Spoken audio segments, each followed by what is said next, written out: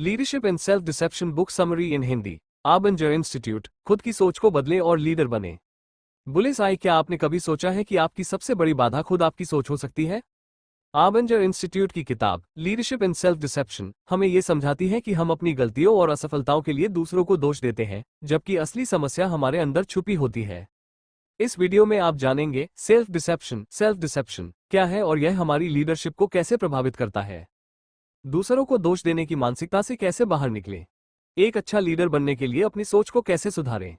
Professional और personal relationship में सुधार कैसे करें। अगर आप अपने करियर, टीम मैनेजमेंट और लाइफ में बेहतरीन लीडरशिप स्किल्स डेवलप करना चाहते हैं तो इस वीडियो को आखिर तक जरूर देखें। बल्ब वीडियो को लाइक करें, शेयर करें और चैनल को सब्सक्राइब करें ताकि आपको और भी प्रेरणादायक बुक समरी मिलती रहे। सेल्फ डिसेप्शन क्या है और यह हमारी लीडरशिप को कैसे प्रभावित करता है। सेल्फ डिसेप्शन, आत्म धोखा का मतलब है कि हम सच को समझने में असफल होते हैं क्योंकि हम अपनी गलतियों को स्वीकार नहीं करते और दूसरों को दोष देते हैं। स्मॉल डायमंड सेल्फ डिसेप्शन का सरल उदाहरण, मान लीजिए आपने अपनी टीम के किसी सदस्य को समय पर काम न करने के लिए डांट दिया, लेकिन असल में आपने उन्हें सही गाइडेंस नहीं दी थी। इसके बजाय आप मान लेते हैं कि टीम का सदस्य आलसी है या उसकी स्किल्स कमजोर है। यह आपकी सेल्फ डिसेप्शन है। आप सच को देखने के बजाय अपनी जिम्मेदारी से बच रहे हैं। सेल्फ डिसेप्शन हमारी लीडरशिप को कैसे प्रभावित करता है।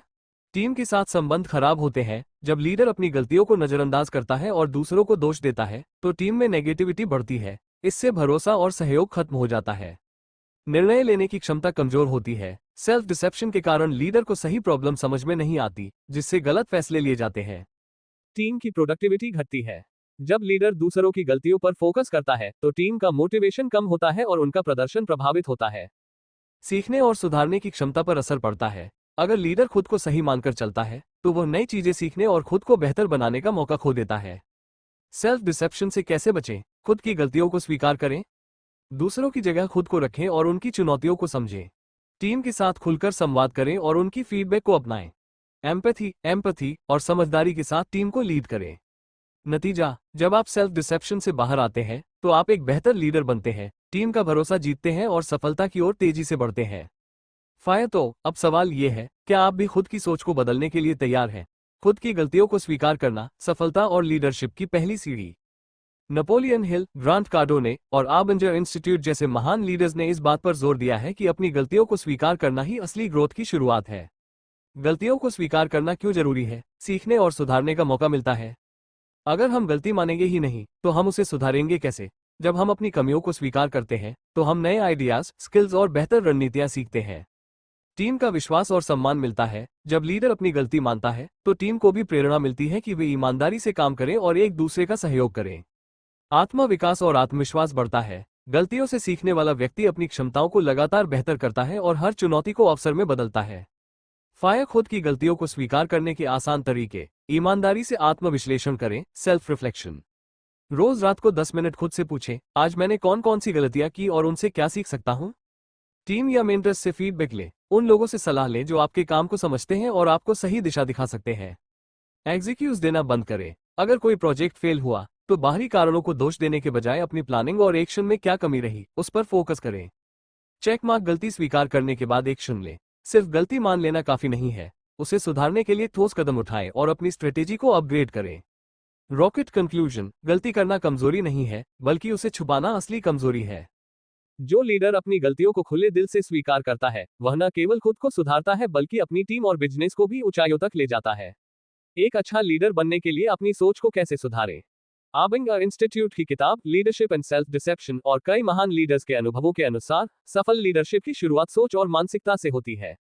1. खुद को दूसरों नजर से देखें, सेल्फ अवेयरनेस। अच्छे लीडर्स अपनी टीम के अनुभवों और चुनौतियों को समझते हैं।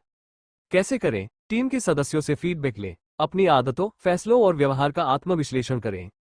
ईगो को कंट्रोल करें और खुली सोच अपनाएं। 2. समस्या के बजाय समाधान पर फोकस करें, सॉल्यूशन ओरिएंटेड थिंकिंग।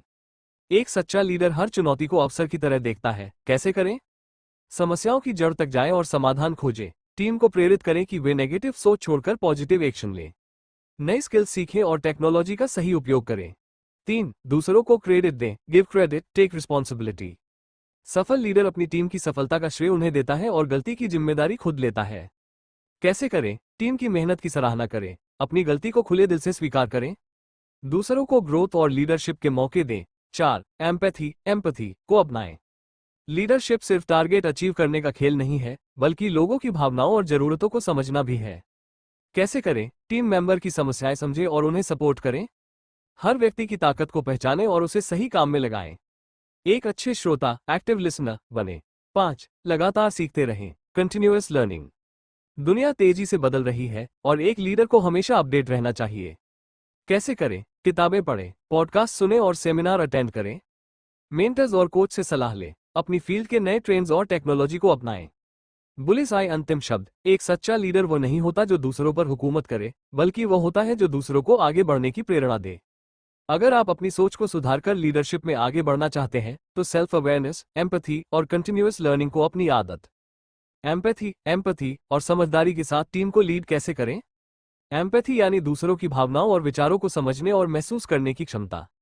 जब एक लीडर एम्पैथी और समझदारी के साथ टीम को लीड करता है, तो वो सिर्फ आदेश देने वाला नहीं, बल्कि टीम का गाइड और मेंटर बन जाता है।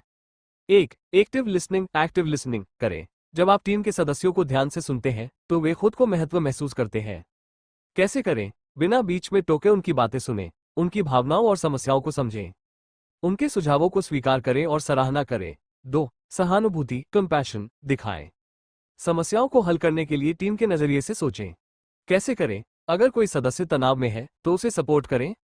उनकी प्रोफेशनल और पर्सनल चुनौतियों को समझें। टीम के मेंबर्स को भरोसा दिलाएं कि आप उनके साथ हैं। 3. फीडबैक दें, लेकिन सकारात्मक तरीके से। फीडबैक देना जरूरी है, लेकिन सही शब्दों और टोन का इस्तेमाल करें। कैसे करें? गलती पर आलोचना करने की बजाय समाधान बताएं। उनकी ताकत को पहचानें और उन्हें मोटिवेट करें। लगातार ग्रोथ और लर्निंग का माहौल बनाएं। 4. ट्रस्ट और ट्रांसपेरेंसी बनाए रखें। टीम को भरोसा दिलाएं कि आप उनके हित में फैसले ले रहे हैं। कैसे करें? अपनी योजनाएं और निर्णय टीम के साथ साझा करें। वादे निभाएं और ईमानदारी दिखाएं। टीम को स्वतंत्रता और निर्णय लेने की शक्ति दें। 5. टीम की ग्रोथ में इन्वेस्ट करें। जब लीडर टीम के विकास पर ध्यान देता है, तो टीम भी वफादार और प्रेरित रहती है। कैसे करें? स्किल डेवलपमेंट के लिए ट्रेनिंग और वर्कशॉप का आयोजन करें। उनके करियर ग्रोथ के लिए मेंटरशिप दें, उनकी उपलब्धियों को सेलिब्रेट करें। बुलिस आई अंतिम शब्द। एक सच्चा लीडर वही है जो अपनी टीम की जरूरतों और भावनाओं को समझकर उन्हें प्रेरित और सशक्त बनाता है। अगर आप एम्पैथी और समझदारी के साथ टीम को लीड करेंगे, तो टीम का प्रदर्शन, भरोसा और सफलता कई गुना बढ़ जाएगी। दूसरों की जगह खुद को रखें और उनकी चुनौतियों को समझें। एक सच्चे लीडर की पहचान। जब हम दूसरों की भावनाओं, संघर्षों और अनुभवों को समझने की कोशिश करते हैं, तो हम न केवल एक बेहतर लीडर बनते हैं, बल्कि एक अच्छा इंसान भी। एक एक्टिव लिसनिंग अपनाएं। लोगों की बातों को ध्यान से सुनें, बिना उन्हें जज किए। कैसे करें? उनकी पूरी बात सुनें, बीच में न काटें। उनकी भावनाओं और शब्दों के पीछे की भावनाओं को समझें। प्रतिक्रिया देने से पहले उनकी स्थिति को समझने की कोशिश करें। 2. उनके अनुभवों से सीखें। जब हम उनकी चुनौतियों को समझते हैं, तो हम उनके नजरिए से चीजों को देखने लगते हैं। कैसे करें? उनकी जर्नी और संघर्षों के बारे में जानें। उनसे उनके फैसलों के पीछे की वजह पूछें। उनकी परेशानियों को हल करने में सहयोग करें। 3. सहानुभूति कंपैशन दिखाएं। केवल समस्याएं सुनना ही नहीं, बल्कि उनके समाधान में मदद करना जरूरी है। कैसे करें? जब कोई व्यक्ति तनाव में हो, तो उसे समझें और उसे सपोर्ट करें। अपने शब्दों और एक्शन से भरोसा दिलाएं कि आप उनकी मदद के लिए हैं। उनकी कमजोरियों को पहचानें, लेकिन उन्हें मजबूती से आगे बढ़ने के लिए प्रेरित करें। 4. निर्णय लेने में उनकी भावनाओं को महत्व दें। टीम के फैसलों में उनकी राय को शामिल करें। कैसे करें? मीटिंग्स में सबको बोलने का मौका दें। उनकी राय और सुझावों को गंभीरता से लें। फैसले लेते समय उनकी भावनाओं और स्थिति का ध्यान रखें। 5. खुद को उनकी जगह रखें। जब आप उनके अनुभवों को महसूस करेंगे, तो बेहतर फैसले लेंगे। कैसे करें? अगर मैं उनकी जगह होता, तो क्या महसूस करता? इस सवाल को खुद से पूछें। उनकी जिम्मेदारियों और प्रेशर को समझें। उनके बैकग्राउंड और चुनौतियों का सम्मान करें। बुलिस आई अंतिम शब्द। एक सच्चा लीडर वही होता है जो दूसरों की जगह खुद को रखकर उनकी भावनाओं को समझता है। जब आप यह आदत अपनाएंगे, तो टीम का विश्वास और प्रदर्शन दोनों ही बेहतरीन होंगे। प्रोफेशनल और पर्सनल रिलेशनशिप में सुधार कैसे करें? सफल जीवन के लिए प्रोफेशनल और पर्सनल रिलेशनशिप का मजबूत होना बेहद जरूरी है। अच्छे रिश्ते न केवल आपकी सफलता को बढ़ाते हैं, बल्कि मानसिक शांति और खुशी भी देते हैं। 1. प्रभावी संवाद इफेक्टिव कम्युनिकेशन करें। स्पष्ट और ईमानदारी से बातचीत करने से गलतफहमियां कम होती हैं। कैसे करें? दूसरों की बात ध्यान से सुनें, खुले और पॉजिटिव तरीके से अपनी बात रखें। नकारात्मकता और आलोचना से बचें। 2. विश्वास और इज्जत ट्रस्ट और रिस्पेक्ट बनाएं। रिश्तों में भरोसा सबसे जरूरी है। कैसे करें? अपने वादों को पूरा करें।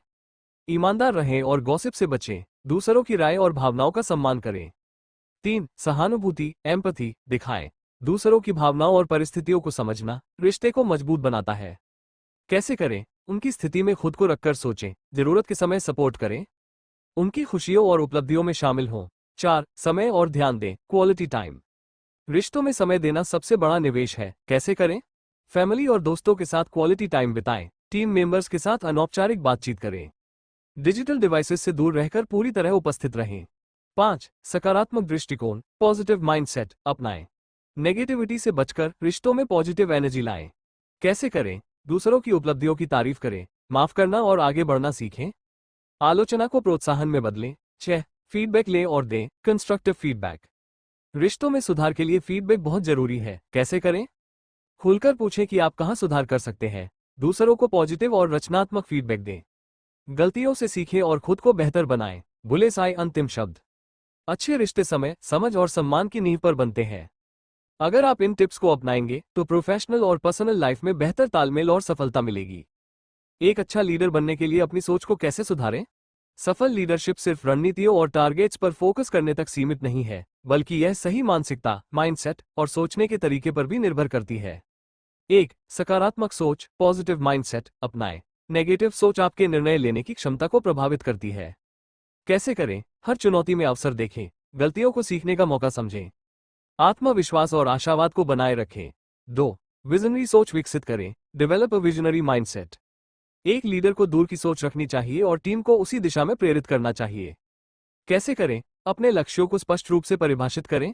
टीम के साथ अपने विजन को साझा करें। लंबी अवधि की प्लानिंग पर फोकस करें। 3. एक्टिव लिसनिंग का अभ्यास करें। एक अच्छा लीडर वही है जो दूसरों की बात को ध्यान से सुनता है।